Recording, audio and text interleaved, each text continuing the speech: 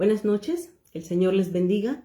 Damos gracias a Dios que una vez más nos permite poder reunirnos y aprender de su palabra. Siempre los días miércoles a las 7 de la noche nos reunimos para poder estudiar la palabra del Señor juntos y poder aprender de lo que Él tiene para nuestras vidas.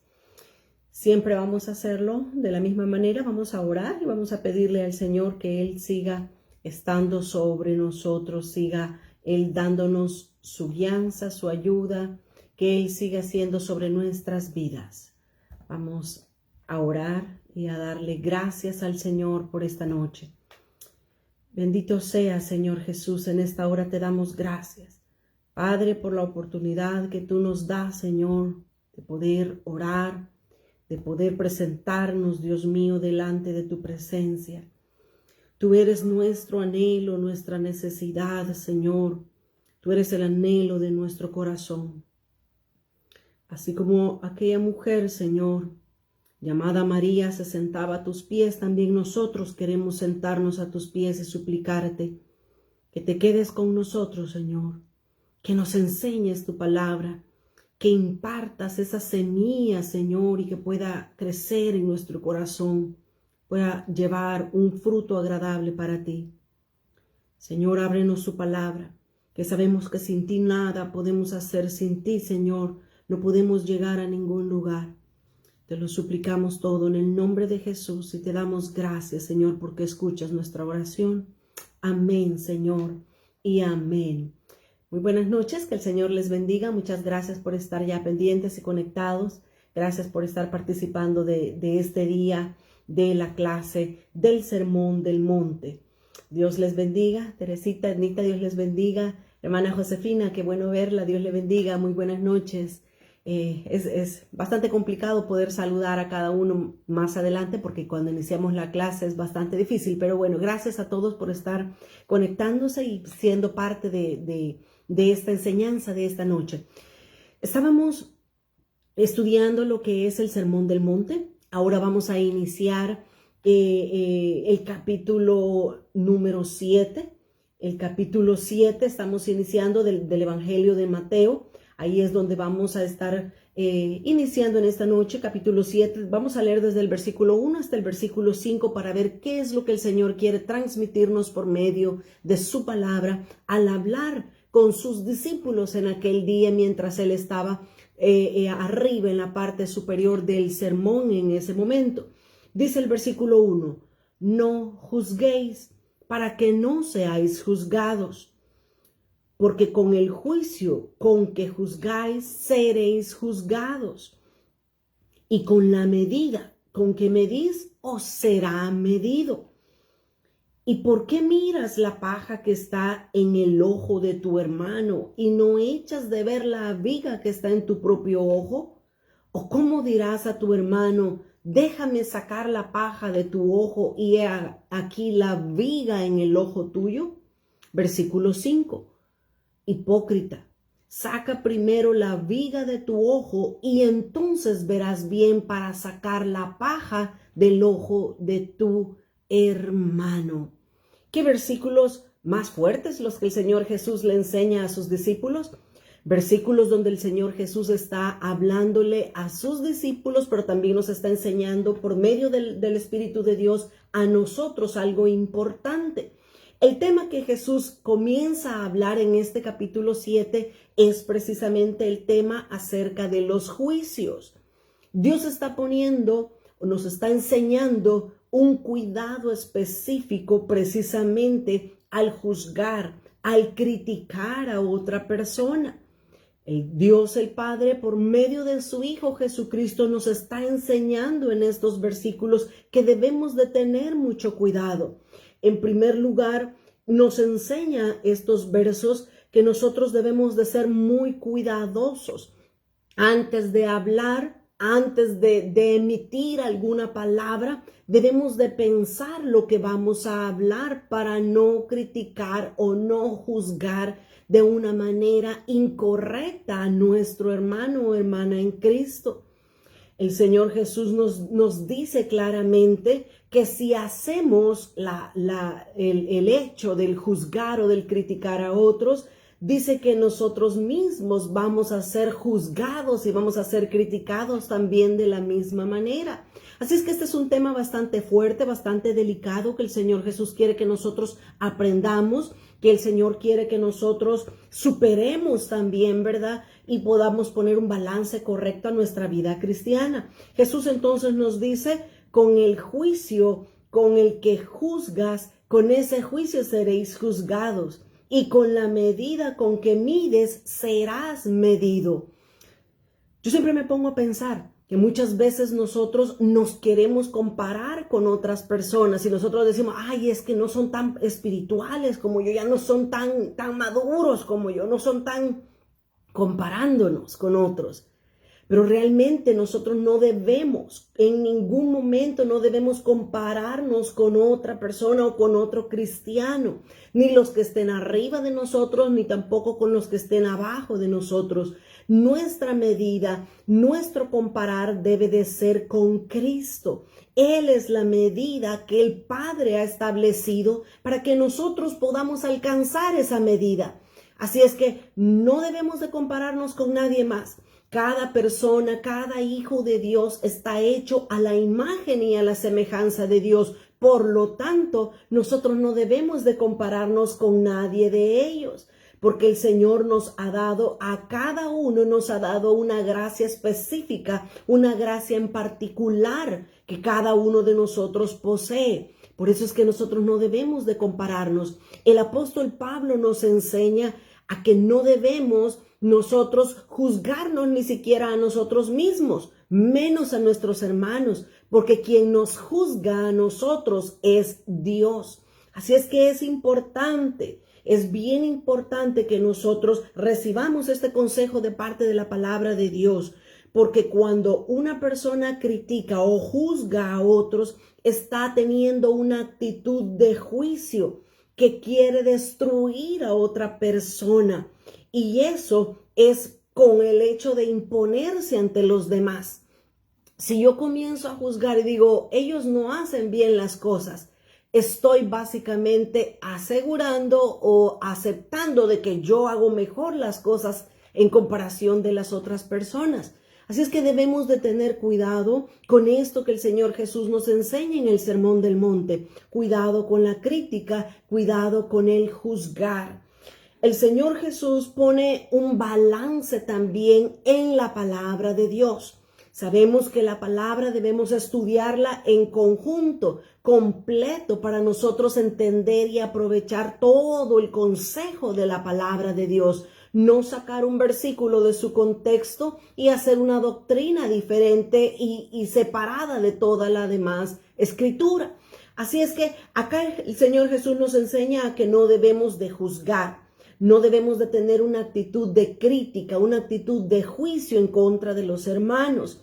Y luego el Señor pone el ejemplo y dice, si tú quieres sacarle la basura que está en el ojo de tu hermano, mira primero que tú puedes tener una viga, dice, puedes tener una basura o algo más grande dentro de tu ojo que no te va a poder permitir ver lo que está mal o la basura que está en el ojo de tu hermano. Así es que el Señor Jesús lo que nos está queriendo decir es que antes de juzgar a otros, que nosotros mismos nos examinemos, que nosotros mismos nos pongamos a la luz de la palabra de Dios y de su santidad, para que nosotros no tengamos el mismo pecado que vamos a señalar o error o falta que nosotros vayamos a señalar en otros. Así es que es importante entender que no podemos ayudarle a un hermano a sacar la paja que está en su ojo si nosotros mismos, si nuestro ojo también está enfermo, está mal, tiene pecado. Entonces debemos de tener mucho cuidado. Si vamos a corregir o ayudarle o a darle a alguien un consejo, pidámosle al Señor que nosotros no tengamos ese pecado en nuestra vida, que nosotros no estemos cometiendo también esa misma falta.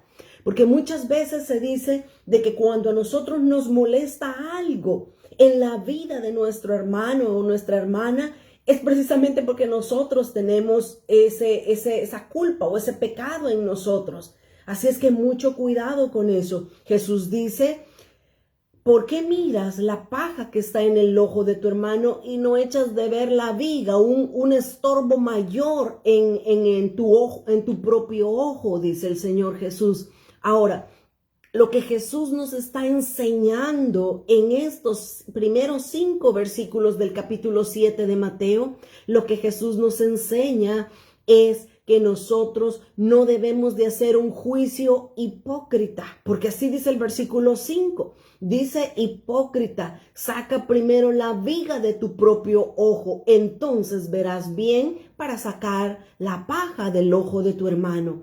En el tiempo del Señor Jesús, este grupo de personas que se llamaban los fariseos, o eran conocidos como fariseos, como escribas, eran personas religiosas, que ellos les encantaba criticar, les encantaba juzgar a las demás personas. Y el Señor Jesús conocía perfectamente esa actitud en la vida de ellos. Y el Señor Jesús dice, ellos son hipócritas, ellos actúan de esa manera, los escribas y los fariseos. Y Jesús le enseña a sus discípulos y nos enseña también a nosotros que no debemos ser como los escribas, como los fariseos, que les gustaba juzgar o criticar a otros.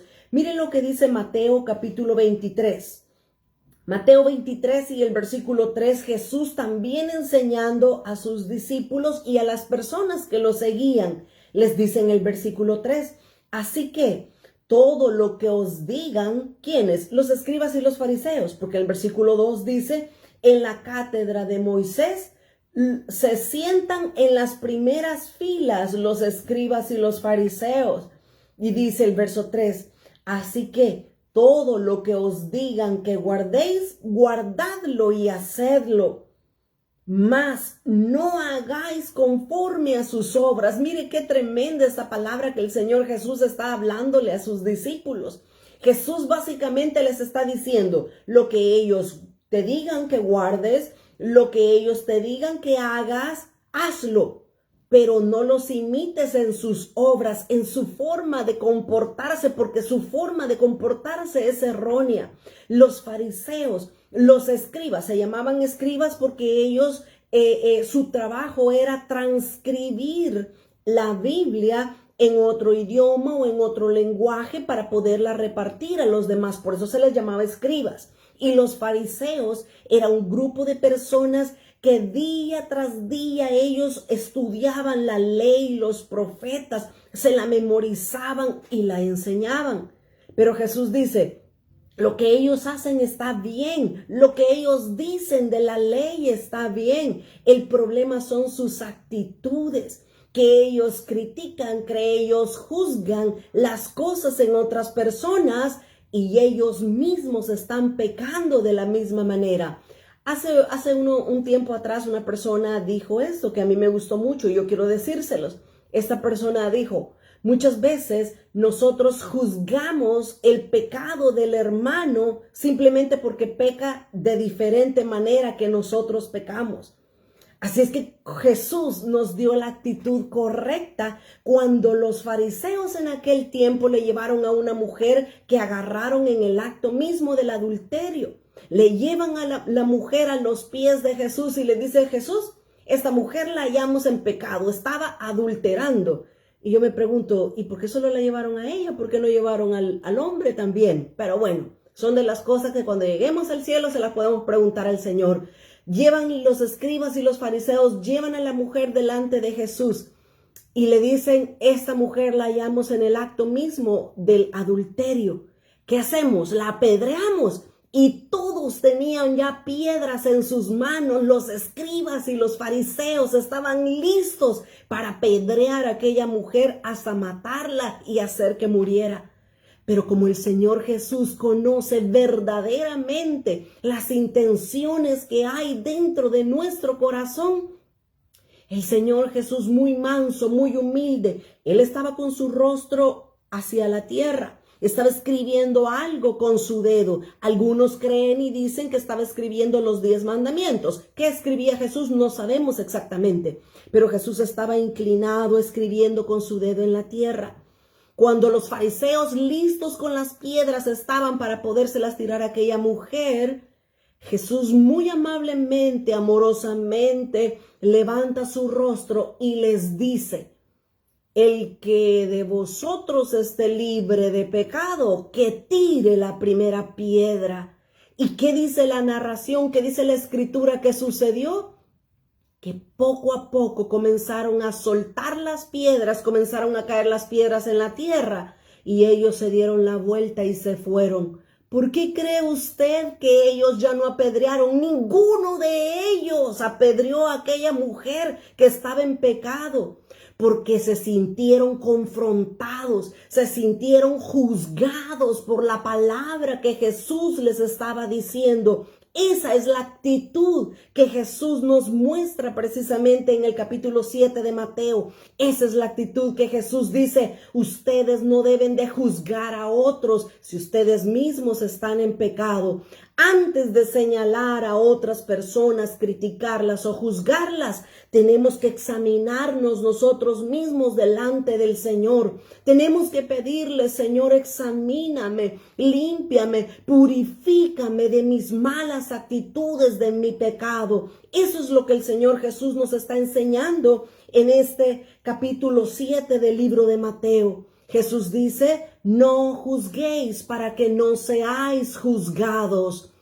Ahora, quiero poner un balance a esta escritura, porque entonces todos vamos a decir: pues no, entonces yo nunca voy a decir ya más nada porque yo también tengo pecado, ¿verdad? Yo no soy pura, yo no soy pues la altura de Cristo todavía, no, entonces, nunca voy a hacer o a decir nada. No es eso. Pongámosle un balance a la escritura.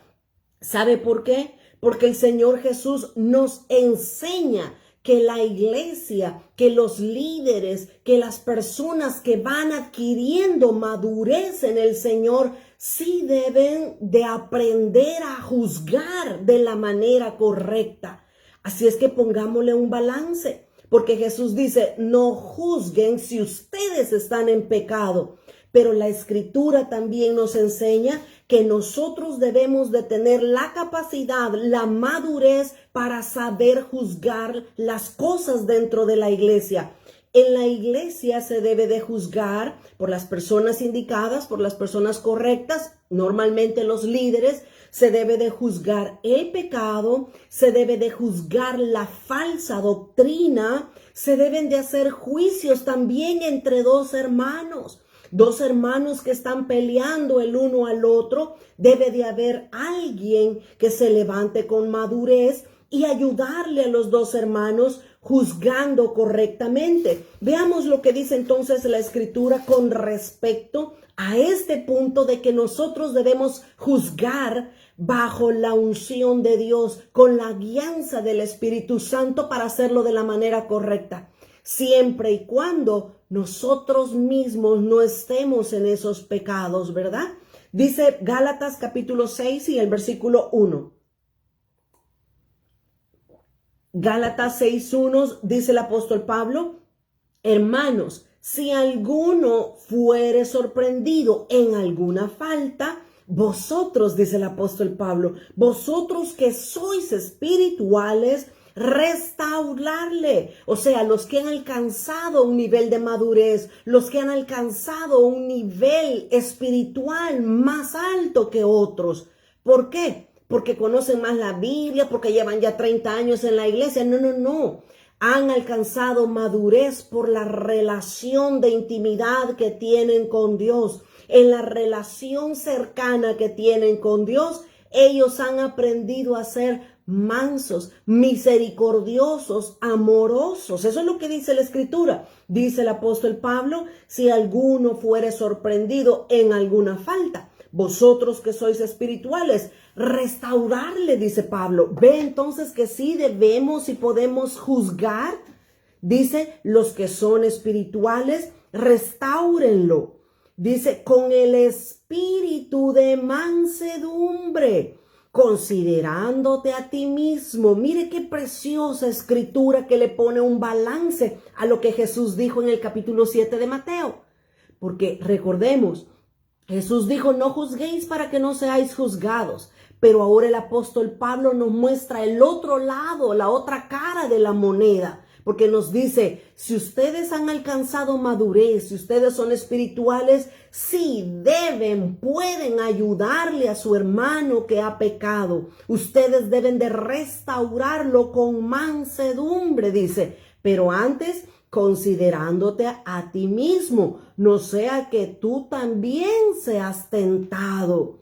Dice el verso 2 entonces, sobrellevad los unos las cargas de los otros y cumplir así la ley de Cristo. Porque el que se cree ser algo siendo nada, a sí mismo se engaña. Así que cada uno someta a prueba su propia obra y entonces tendrá motivo de gloriarse solo respecto de sí mismo y no en otro, porque cada uno llevará su propia carga. Ok, qué preciosa la palabra de Dios, cómo nos pone ese balance que necesitamos.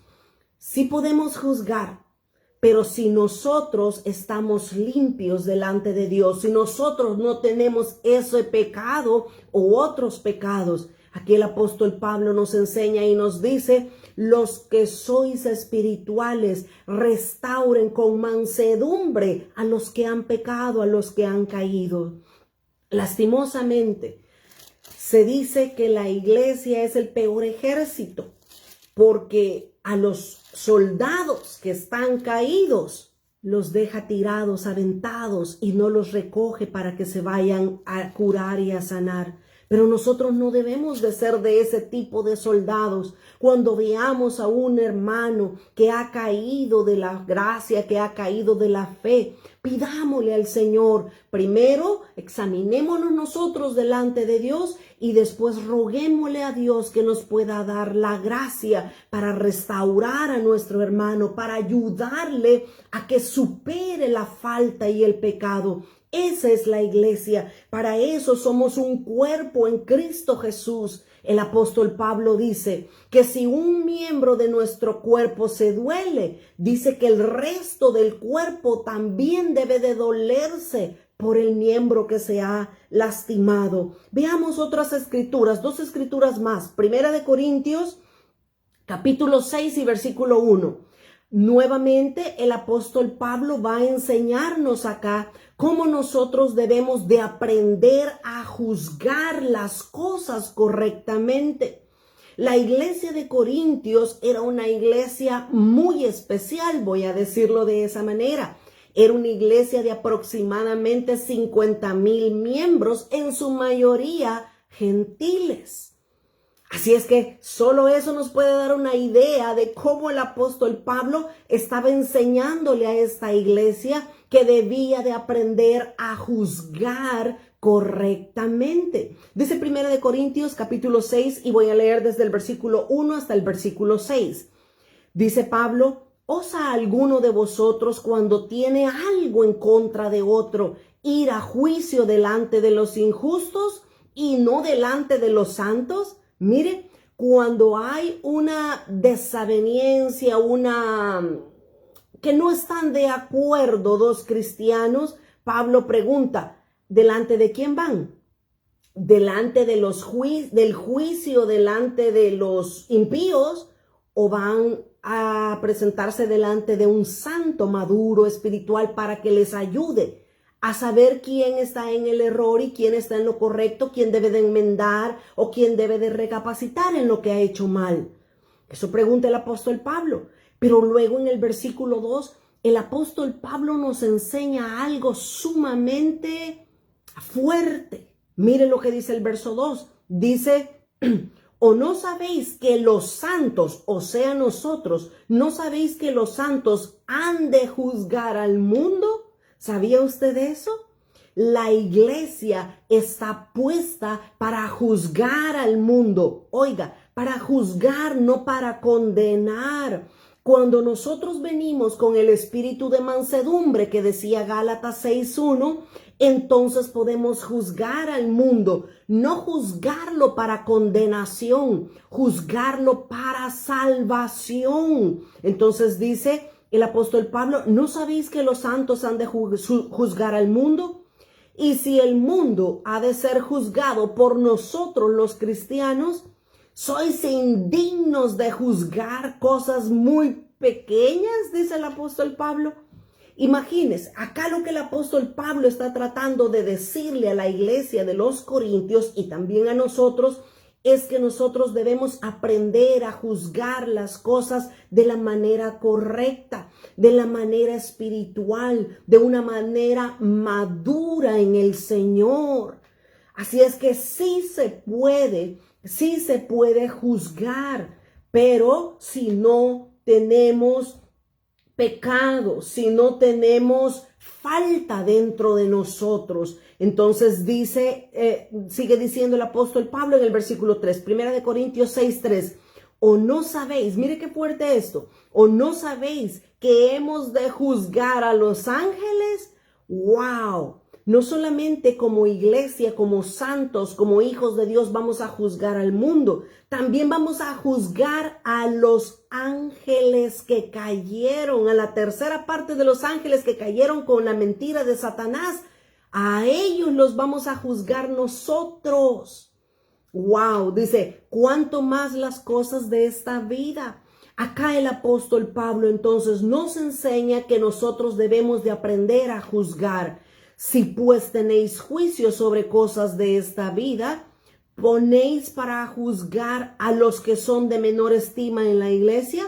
Dice Pablo, para avergonzaros los digo, pues ¿qué? ¿No hay entre vosotros alguna persona sabia, alguna persona madura espiritualmente, ni aún uno que pueda juzgar entre sus hermanos? Sino que el hermano con el hermano pleitea en juicio, y esto ante los incrédulos. Qué fuerte lo que dice el apóstol Pablo acá en estos versículos. Y todavía, si nosotros vamos una página atrás en 1 Corintios capítulo 5, aquí mismo en 1 Corintios capítulo 5 y en el versículo 1, una vez más Pablo está tratando un asunto grave y difícil dentro de la iglesia de los Corintios. Todos nosotros conocemos el caso de este muchacho que estaba en la iglesia de Corinto. Este era un joven que vivía con su papá, con su mamá, pero lastimosamente este joven que era miembro de la iglesia de Corinto cometió incesto y se acostó, dice el apóstol Pablo, se acostó con la mujer de su papá. Mire qué grave el pecado que estaba sucediendo en la iglesia de Corinto. Veamos qué dice el apóstol Pablo con respecto a este pecado. Dice 1 Corintios 5:1, de cierto se oye que hay entre vosotros fornicación, y de tal fornicación cual ni se nombra, ni aún entre la gente del mundo, entre los gentiles. Tanto, dice Pablo, que alguno tiene la mujer de su padre. Versículo 2, y vosotros estáis envanecidos, les dice. ¿No debierais más bien haberos lamentado para que fuese quitado de en medio de vosotros el que cometió tal acción? Déjenme explicarles rapidito lo que estaba sucediendo en la iglesia de Corinto. Lo que estaba sucediendo en esta iglesia era que ellos, como tenían muchos dones espirituales, como fluía el Espíritu Santo en medio de ellos se creían espirituales. Por eso el apóstol Pablo les dice, vosotros estáis envanecidos, se están creyendo ser espirituales y en realidad no lo son. ¿Por qué? Por sus hechos, por sus frutos. Porque ahí tienen a una persona que ha cometido un pecado grave en medio de ustedes. Y saben lo que hacían los hermanos en la iglesia de Corinto. Lo que ellos decían es, ay no, pobrecito, hay que darle amor. No hay que juzgar, hay que amar al hermano. Hay que mostrarle que nosotros somos amorosos, misericordiosos. Y Pablo les dice, no se equivoquen. El pecado se debe de juzgar como pecado. Entonces dice el versículo 3. Ciertamente yo, como ausente en cuerpo, pero presente en espíritu, ya como presente he juzgado al que tal cosa ha hecho. Versículo 4. En el nombre de nuestro Señor Jesucristo, reúnanse ustedes y mi espíritu con el poder de nuestro Señor Jesucristo. Y dice el versículo 5. El tal sea entregado, el muchacho que estaba cometiendo la fornicación, el tal sea entregado a Satanás para destrucción de la carne, a fin de que el espíritu sea salvo en el día del Señor Jesús. ¡Qué tremendo!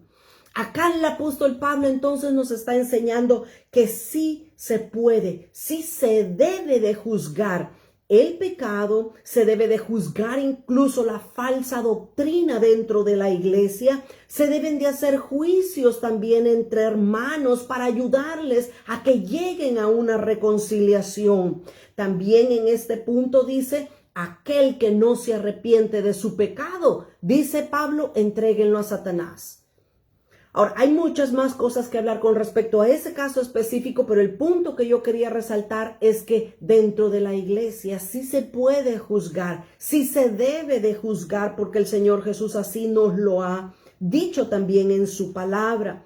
Jesús entonces no está condenando el acto de juzgar en Mateo 7:1, sino que Jesús lo que está diciendo es el hecho de emitir un juicio que sea hipócrita, un juicio que estemos diciéndole al hermano, usted está en pecado, pero nosotros quizás estamos más en pecado todavía, ¿verdad?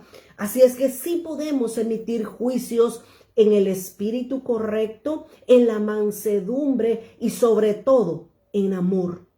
¿Saben una cosa? Una gran diferencia entre Cristo y Satanás, entre Dios y el diablo. ¿Sabe una gran diferencia? Que cuando el Señor nos señala un pecado en nuestra vida, es para que vengamos delante de Él, para que su sangre nos limpie, nos restaure, nos redarguya. Pero cuando Satanás nos señala un pecado en nuestra vida, es para condenarnos, para hundirnos, para que nos vayamos al infierno juntamente con Él. Esa es la gran diferencia entre cuando Dios señala un pecado y cuando el diablo nos señala nuestros errores y nuestros pecados. Ahora, el Señor quiere que nosotros lleguemos a ese nivel de madurez espiritual, de madurez cristiana, donde nosotros podamos ayudarles también a nuestros hermanos a juzgar sabiamente. Regresemos por favor a Mateo. Estamos en el Mateo capítulo 7. Leímos desde el versículo 1 hasta el versículo 5. Jesús entonces les dijo en el verso 5, hipócritas, si ustedes juzgan teniendo pecados, son unos hipócritas, les dice Jesús. Por supuesto que Jesús se refería a los fariseos y a los escribas, pero nos enseña a nosotros que no debemos tener esa mala actitud de los fariseos y de los escribas. Hipócritas, saca primero la viga de tu propio ojo y entonces verás bien para sacar la paja del ojo de tu hermano. De esa manera concluye el Señor este tema con respecto a juzgar. Versículo 6, leamos el verso 6, Mateo 7:6. Dice, este versículo también es fuerte, dice, no deis lo santo a los perros, ni echéis vuestras perlas delante de los cerdos, no sea que las pisoteen y se vuelvan y os despedacen. ¿Qué versículo más fuerte? Aquí el Señor Jesús hace referencia a dos animales, a los perros y a los cerdos. Los perros nos está hablando espiritualmente en la Biblia. Los perros nos habla de aquellos que están fuera del reino de Dios, aquellas personas que no pertenecen al reino de Dios. De la misma manera, un cerdo, espiritualmente en la Biblia, un cerdo nos habla de un animal impuro, un animal que no es limpio. Así es que Jesús nos enseña y nos dice, no den lo santo a los perros. ¿A quiénes? No den las cosas espirituales, las cosas sagradas, las cosas santas a aquellas personas que están fuera del reino. Ahora, entonces alguien puede decir, pues entonces no debemos de evangelizar, porque si vamos a evangelizar es darle lo santo a los perros. No, veamos la explicación de la segunda parte del versículo. Dice, ni echéis vuestras perlas delante de los cerdos. Los cerdos y los perros nos habla de lo mismo, de personas inmundas, personas no santas, personas que no pertenecen al reino de Dios. Ahora, sí debemos hablar de Dios, sí debemos de hablar la palabra de Dios y de las buenas nuevas de salvación. Pero a lo que Jesús se refiere es precisamente a esta palabra que es perlas. Dice la Escritura, no echen las perlas a los cerdos. Una perla nos está dando la idea de una revelación espiritual. Nos está dando la idea de una revelación personal que Dios nos haya dado a nosotros. No se la podemos dar a alguien que no nos va a entender. Si voy a poner este ejemplo, si yo voy a hablar con una persona y le voy a decir, mire, ya mi Dios me transformó y comencé a hablar en lenguas y comencé a ver visiones y Dios me abrió el cielo y Dios me mostró ángeles. Si una persona inconversa me comienza a oír, va a decir, no, usted está loca, mire, usted a saber que había fumado, a saber que había tomado. Eso es echarle una perla a un cerdo. Las revelaciones que Dios nos ha dado, esa revelación personal, otras personas no son capaces de entenderlas porque no están dentro del mismo reino de Dios. Así es que sí debemos evangelizar para que muchos conozcan de Cristo. Pero las revelaciones personales, los entendimientos de la palabra que Dios nos dé, no se los podemos compartir a cualquiera porque no los van a entender, no pertenecen al mismo reino, o voy a decirlo de esa manera y no me lo vayan a malinterpretar, no están en el mismo nivel. A eso se refería Jesús cuando dijo, no deis lo santo a los perros, ni tampoco le den las perlas a los cerdos. ¿Por qué? Porque las van a pisotear, no les va a importar, no las van a apreciar. Nosotros apreciamos una enseñanza de la palabra de Dios. Otros dicen, no, ay, qué aburrido. 1 hora están ahí oyendo la palabra. Eso es aburrido para mí. No saben que las perlas que encontramos en la Escritura son para nosotros un deleite. A eso se refería Jesús en el versículo 6. Vamos ahora al versículo 7. Estamos en Mateo 7. Leamos desde el versículo 7 al 11. Aquí vuelve Jesús a cambiar el tema, otro tema, y comienza a decir Jesús, Mateo 7:7. Pedid y se os dará, buscad y hallaréis, llamad y se os abrirá, porque todo aquel que pide, recibe, y el que busca, halla, y al que haya, se le abrirá. Versículo 9. ¿Qué pues hay, qué hombre hay de vosotros que si su hijo le pide pan, le dará una piedra? ¿O si le pide un pescado, le dará una serpiente? Pues si vosotros, siendo malos, sabéis dar buenas dádivas a vuestros hijos, cuánto más vuestro Padre que está en los cielos dará buenas cosas a los que se las pidan.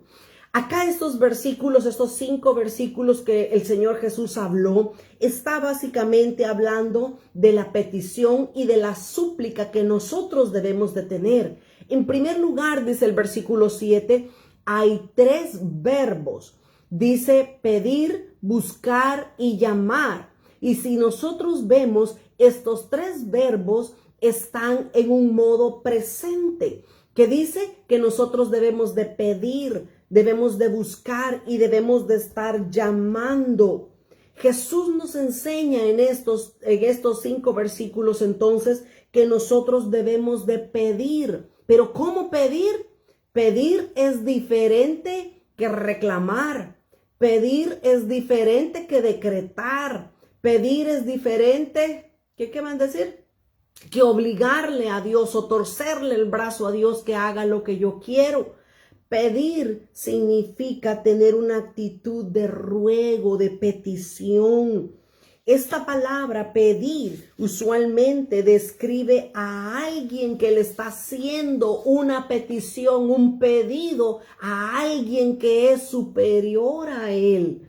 El ejemplo que pone ahí el Señor Jesús dice, si su hijo les pide pan, ¿les van a dar una piedra? Dice. ¿Qué es esto? Un hijo va a venir a pedirle a un padre porque el hijo ve al padre como el que tiene dinero, lo ve. Mi hija es bien linda, bien especial ella. Y de repente llega donde su papito y le dice, papito, le dice, qué jovencito estás, qué delgadito estás, le dice. Y a mi esposo solo se pone a reír y le dice, hija, ¿qué quiere que le dé? Le dice. Pero ella sabe cómo llegarle a su papito para que le pueda dar lo que ella pide. Eso es lo que el Señor Jesús nos está enseñando en estos versículos. Nosotros debemos de venir delante de Él como hijos, pidiéndole lo que necesitamos. ¿Por qué? Porque sabemos que Él nos lo puede dar. Nosotros sabemos que Él puede responder a nuestra necesidad y Él es el único que nos puede suplir la necesidad. Así es que Jesús dice, pedir, llamar y buscar. Ahora dice, pedid y se os dará. Pero en el versículo 8 está una clave bien bonita, porque dice, todo aquel que pide, recibe. Y sabe, aquí déjeme darle una pequeña lección rápida. Nosotros debemos de orar. Y hay personas que dicen, ay, pero es que yo ya oré 20 años y Dios no me perdone, no me responde. ¿Hasta cuándo debo de orar? La respuesta es sencilla. Nosotros debemos de orar hasta que recibamos lo que estamos pidiendo. Si nosotros pedimos y no lo recibamos, no hemos recibido lo que estamos pidiendo, sigamos orando. Cuando ya hemos recibido lo que le hemos pedido a Dios, entonces démosle gracias y digámosle gracias, Señor, porque me escuchaste, porque me respondiste, porque me diste lo que te pedía. Dice, todo aquel que pide, recibe. Si no ha recibido, siga orando. No caiga en fe, no decaiga en la oración hasta que Dios le dé lo que le está pidiendo. Entonces, deje de orar. Pero por supuesto, ahí hay mucho más que hablar porque dice el apóstol Santiago en el capítulo 4 y en el versículo 1 dice, oh almas adúlteras, ¿no sabéis que la amistad del mundo es enemistad contra Dios? Dice, cuando piden no reciben porque piden mal, piden para sus deleites. Así es que yo ahora puedo tener la respuesta porque Dios no me ha dado el Ferrari que estoy pidiendo. Estoy pidiendo mal, estoy pidiendo para mis deleites, estoy pidiendo para mi perdición quizás. Entonces regresemos al punto. Dios quiere que le pidamos. Así como un hijo tiene la entera seguridad que si va donde su papá le va a dar lo que está pidiendo, así de la misma manera Dios quiere que nosotros nos presentemos delante de Él y que recibamos lo que le estamos pidiendo. Ahora, hay un punto más que yo quiero tocar en este aspecto. Nosotros leímos estos 5 versículos, Mateo 7, del versículo 7 al 11. El versículo 11 nuevamente lo vuelvo a leer. Jesús dice, pues si vosotros siendo malos, si nosotros como padres siendo malos, sabemos dar buenas dádivas a nuestros hijos, ¿cuánto, pregunta Jesús, cuánto más el Padre que está en los cielos nos va a dar cosas buenas a todos los que le pidamos? Ahora, veamos un punto aquí bien importante. Cuando nosotros hemos leído estos versículos anteriores, el 7, el 8, el 9, el 10, nos estamos dando cuenta de que se está hablando de dádivas, de cosas, de objetos, de algo que nosotros estamos pidiendo a Dios. Pero yo quiero que leamos otra escritura, porque en esta otra escritura se nos enseña algo todavía mejor con respecto a pedir. Lucas capítulo 11 y el versículo 9. Lucas capítulo 11 y el verso 9. Acá en estos versículos voy a leer desde el 9 hasta el 13. Aquí el Señor Jesús habla de lo mismo, pero aquí le agrega algo más de lo cual nosotros debemos de estar enterados para pedir. No como se pide allá en Mateo, pide, quiero recibir bendición, quiero recibir cosas materiales. Aquí el Señor Jesús nos enseña a pedir de una manera mejor. ¿Cómo es? Lucas 9, 11 y el versículo 9. Y yo os digo, pedid y se os dará, Buscad y hallaréis. Está hablando de lo mismo que está hablando allá en el Sermón del Monte en Mateo 7:7. Pero acá nos va a dar un mejor entendimiento. Dice, llamad y se os abrirá. Porque todo aquel que pide, recibe. Y el que busca, halla. Y al que llama, se le abrirá. Versículo 11. ¿Qué padre de vosotros, si su hijo le pide pan, le dará una piedra? ¿O si le pide pescado, en lugar de pescado, le dará una serpiente? Versículo 12. ¿O si le pide un huevo, le dará un escorpión? El verso 13 es la clave. Pues si vosotros, siendo malos, sabéis dar buenas dádivas a vuestros hijos, pregunta Jesús, ¿cuánto más vuestro Padre Celestial dará el Espíritu Santo a los que se lo pidan? Aquí Jesús no está hablando de que nosotros pidamos cosas materiales. Es bueno, debemos de pedir cosas materiales cuando tengamos necesidad de ellas. Pero Jesús, el Señor, Dios se agrada más cuando nosotros pedimos el Espíritu Santo, cuando nosotros pedimos dones espirituales, cuando nosotros pedimos los frutos del Espíritu en nosotros. Esa es la petición que a Dios le encanta más oír de parte nuestra. Dios quiere bendecirnos, Dios quiere darnos cosas buenas, pero más que las cosas, Él quiere darnos el Espíritu Santo, los frutos del Espíritu fluyendo en medio de nuestras vidas. Esa es la petición en la cual Dios se agrada más. Dice, si nosotros como hijos nos presentamos delante de Dios, diciéndole, Señor, si no tenemos el bautismo del Espíritu Santo, digámosle, bautízame, lléname con tu Espíritu Santo, elévame a esos niveles espirituales donde tú y yo seamos uno, ya no dos, sino uno. No debemos de conformarnos solo con pedir cosas materiales.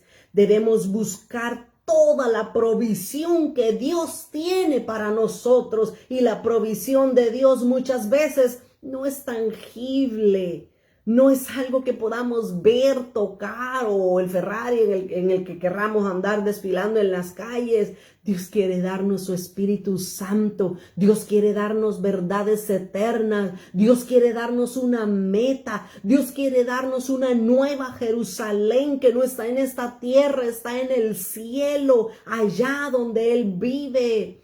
Así es que qué precioso lo que el Señor Jesús nos enseña, ¿verdad? Pidan, busquen, hallen, y hasta que reciban, hasta que se les abra, hasta que encuentren lo que andan buscando, dice el Señor, que sigamos pidiendo. Regresamos a Mateo capítulo 7 y el versículo 12. Mateo 7:12 es un versículo muy conocido por todos nosotros. A este versículo 12 se le llama la regla de oro. Ese es el título de este capítulo, de este versículo 12. Dice, así que todas las cosas que querráis que los hombres hagan con vosotros, así también haced vosotros con ellos, porque esto es la ley y los profetas. Buen versículo para que se llame la regla de oro. La regla de oro básicamente es lo que el Señor Jesús nos está enseñando y nos dice, todo lo que ustedes quieren que la gente, que los hombres les hagan a ustedes, eso también ustedes deben de hacerle a ellos. En otros versículos dice, lo que tú siembras, eso vas a cosechar. Lo que tú le des a otros, eso también te va a regresar a ti. Si queremos recibir amor, ¿qué tenemos que hacer? Dar amor a otros. Si queremos recibir alegría de los demás, debemos de sembrar alegría en nosotros. Pero muchas veces nosotros sembramos odio, rencor, amargura en los demás, pero después dice, ¿por qué nadie me quiere? ¿Por qué nadie quiere estar conmigo? Porque solo amarguras repartimos. La regla de oro es algo que nosotros como cristianos debemos de tener siempre grabado en nuestra mente. Debe de estar en nuestro frontal. Dice el verso 12, así que, y esta frase de así que significa que todo lo anterior que Jesús acaba de decir se debe de aplicar también acá. ¿Qué? Estábamos hablando acerca de pedir, de buscar, de llamar, que si vosotros siendo malos sabemos dar cosas buenas a nuestros hijos. Si ustedes hacen eso y lo hacen bien, dice Jesús, entonces ustedes también van a obtener una respuesta positiva porque ustedes han sembrado algo positivo. Y finaliza este versículo 12 diciendo, porque esta es la ley y los profetas. Este era el mensaje. Miren, cuando nosotros examinamos el Antiguo Testamento, y déjeme decirle, hay tanta riqueza de Dios, una riqueza espiritual en el Antiguo Testamento, que cuando nosotros leemos la ley y leemos los profetas, básicamente dos cosas pretendían, tanto la ley como los profetas. La ley y los profetas pretendían acercar al hombre hacia Dios, pero también acercar al hombre con sus hermanos. Una vez más, la cruz de Cristo es eso. El palo vertical nos habla de nuestra relación con Dios, pero el palo horizontal nos habla de nuestra relación con nuestros hermanos. Todas las cosas que querráis que los hombres hagan con vosotros, así también haced vosotros con ellos, porque esto es la ley y los profetas. Así lo amarró Jesús y le puso el broche de oro a la regla de oro. Hasta en rima salió. Avancemos. Versículo 13 y 14. Estamos en Mateo 7, versículo 13 y 14. Ahora Jesús comienza a hablar de otro tema y dice, entrad por la puerta estrecha, porque ancha es la puerta y espacioso el camino que lleva a la perdición, y muchos son los que entran por ella. Versículo 14, porque estrecha es la puerta y angosto el camino que lleva a la vida, y pocos son los que la hallan. Ok, aquí el Señor Jesús en estos versículos nos está hablando de dos puertas, pero también nos está hablando de dos caminos. Jesús nos habla de dos puertas, una ancha, una espaciosa, pero lastimosamente su final es perdición. Pero habla de una puerta estrecha, pero dice que al final de la puerta estrecha, esa puerta nos lleva a la vida eterna. Pero también Jesús nos habla de dos caminos, el camino ancho y el camino estrecho. Y básicamente es lo mismo en su final, bendición o maldición, vida eterna o juicio eterno. Ahora, en Juan capítulo 10 y el versículo 7, el Evangelio de Juan 10 y en el versículo 7, dice la palabra de Dios, Juan 10, 7, dice, volvió pues Jesús a decirles, de cierto os digo, yo soy la puerta de las ovejas, dijo Jesús. Claramente, yo soy la puerta. Y dice el versículo 8, todos los que antes de mí vinieron ladrones son y salteadores, pero no los oyeron las ovejas. Una vez más dice, yo soy la puerta, el que por mí entrare será salvo, y entrará y saldrá y hallará pastos. Así es que definitivamente el Señor Jesús es la única puerta. No hay tal de María, no hay tal de santo, no. Si queremos entrar a la vida eterna, si queremos entrar a los lugares de delicados pastos, la única puerta que Dios ha establecido para que entremos al reino de los cielos se llama Jesucristo. Qué precioso es saber que la puerta, a pesar de que sea estrecha, representa la naturaleza exclusiva del reino de Dios.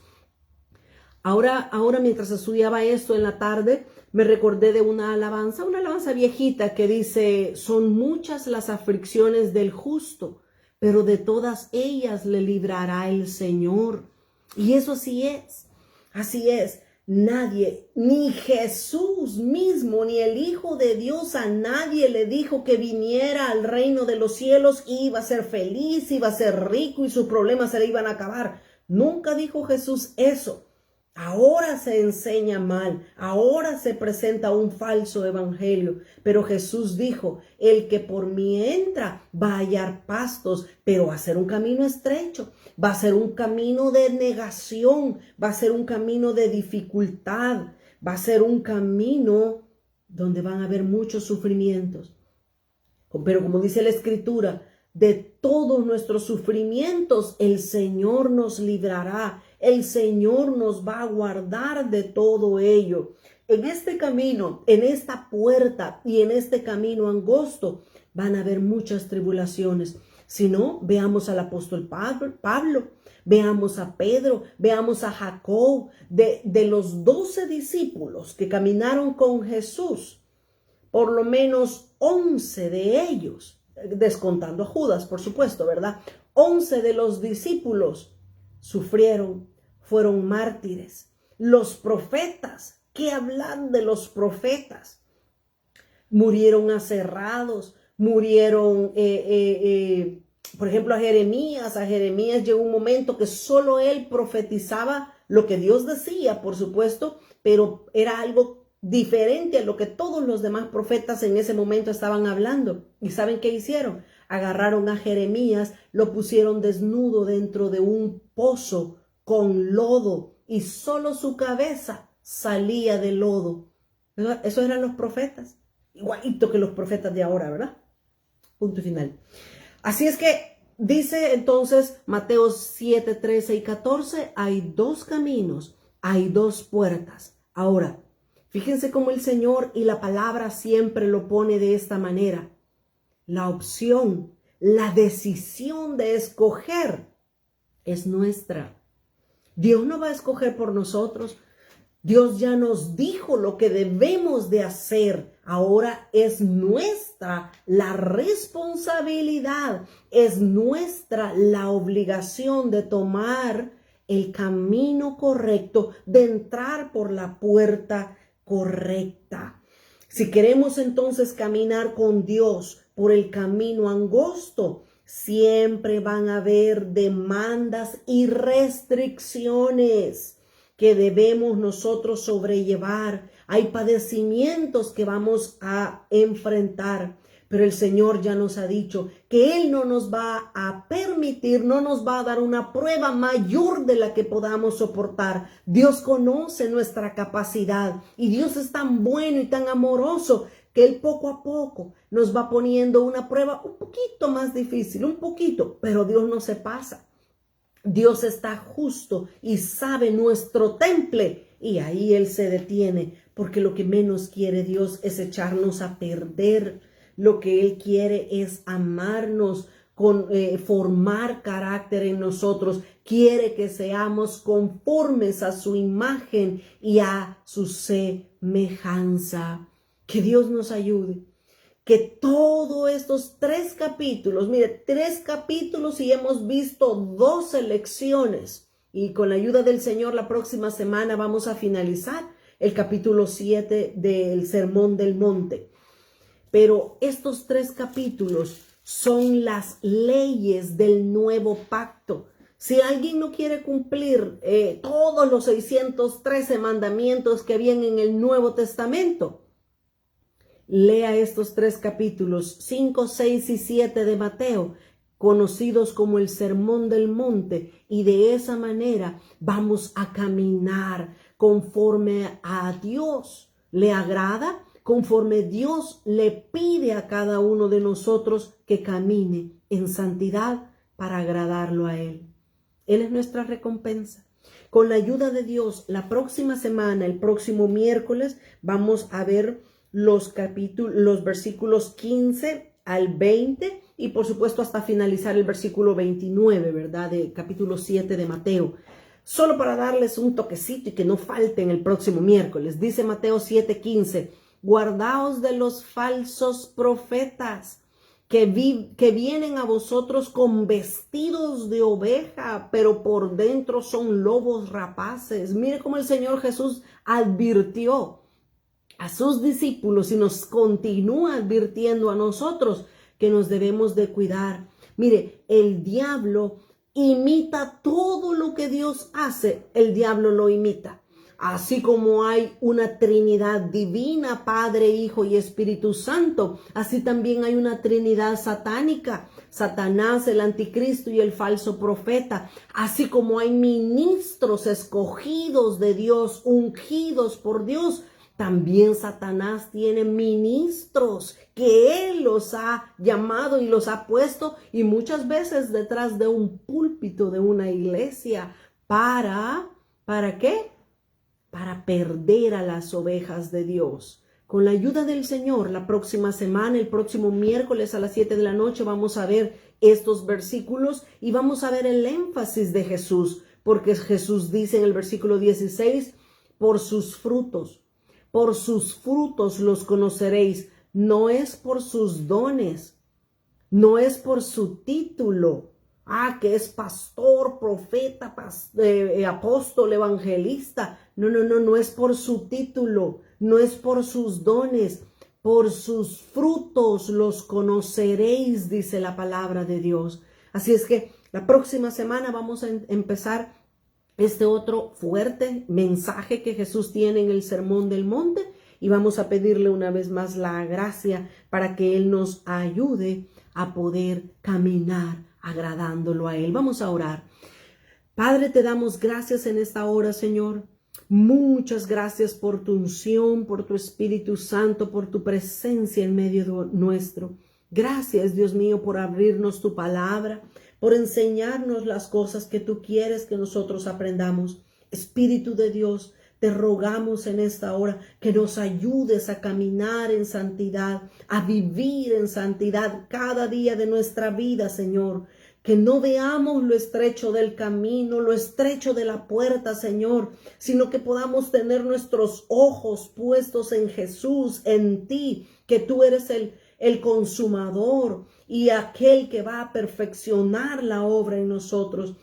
Muchas gracias, Señor, por mis hermanos que han estado conectados en esta hora, Señor. Te pido una bendición especial en sus vidas y te ruego, Espíritu de Dios, que esta semilla caiga en sus corazones, que sea una tierra fértil para que esa semilla pueda dar el fruto que tú buscas en cada uno de nosotros. Te damos gracias en el nombre de Jesús. Amén, Señor, y amén. Que el Señor les bendiga. Muchas gracias por su tiempo y nos vemos el próximo miércoles a las 7 de la noche. Muy buenas noches. Hasta pronto.